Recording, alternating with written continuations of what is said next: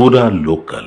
జూబ్లీహిల్స్ ఉప ఎన్నిక నేపథ్యంలో పోలీసులు ఎక్కడ కూడా ఎలాంటి అవాంఛనీయ సంఘటనలు జరగకుండా ఉండేందుకు అన్ని రకాల చర్యలను చేపడుతున్నారు. దీంట్లో భాగంగా కేంద్ర ఎన్నికల సంఘం సూచనల మేరకు జూబ్లీహిల్స్ కాన్స్టిట్యున్సీలో పలు పోలీస్ స్టేషన్లో ఉన్నటువంటి రౌడీ షీటర్లను అందరినీ కూడా బైండ్ ఓవర్ చేస్తున్నటువంటి పరిస్థితి ఉంది. తాజాగా మనం చూసుకున్నట్లయితే జూబ్లీహిల్స్ కాంగ్రెస్ అభ్యర్థిగా ఉన్నటువంటి నవీన్ యాదవ్ తండ్రి చిన్న శ్రీశైలం యాదవ్తో పాటు అతని సోదరుడు రమేష్ యాదవ్ ఇద్దరిపైన ఇప్పటికే రౌడీ షీటర్ ఉంది కాబట్టి వీళ్ళని కూడా బైండ్ ఓవర్ చేయడం జరిగింది.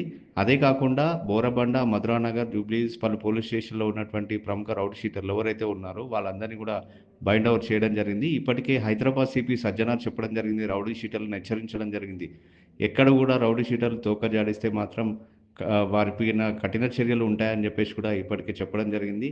మొన్న జరిగినటువంటి ఇన్సిడెంట్ పోలీసుల పైన అక్కడ రౌడీ షీటర్ దాడి చేసే ప్రయత్నం చేసినప్పుడు అక్కడ కొంతమంది రౌడీ షీటర్లు గతంలో చేసినటువంటి హిస్టరీ షీట్లు ఏవైతే ఉన్నాయో వాళ్ళందరి హిస్టరీ కూడా తీసుకొని హైదరాబాద్తో పాటు జూబ్లీహిల్స్లో ఉన్నటువంటి రౌడీ షీటర్లు ఎవరైతే ఉన్నారో వాళ్ళందరినీ కూడా హెచ్చరించడం జరిగింది. ఎవరైనా కూడా రౌడీ షీటర్లు కనుక తోక జాడిస్తే తప్పనిసరిగా వారిపైన కఠిన చర్యలు ఉంటాయి, జాగ్రత్తగా ఉండాలని చెప్పేసి కూడా హెచ్చరించడం జరిగింది.